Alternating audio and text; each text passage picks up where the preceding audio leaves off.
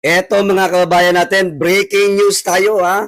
Kakapasok lang po ito. Ha? Boyeng Rimulya, mga kababayan natin, itinalaga ni Pangulong Ferdinand Marcos Jr. bilang bagong Ombudsman Secretary. Naku po, mga kababayan natin. Ito ang tinatawag na bend the law. Ha?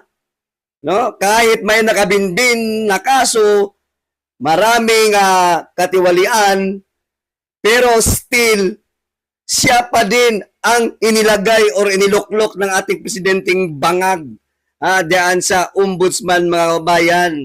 Alam na this, kitang-kita na natin na itong pagkaluklok na diyan sa ombudsman mga kabayan natin, ito ay patunay na tatargetin na naman nila itong si Vice President Sara Duterte. Kung hindi nila nakuha doon sa impeachment, ito ulit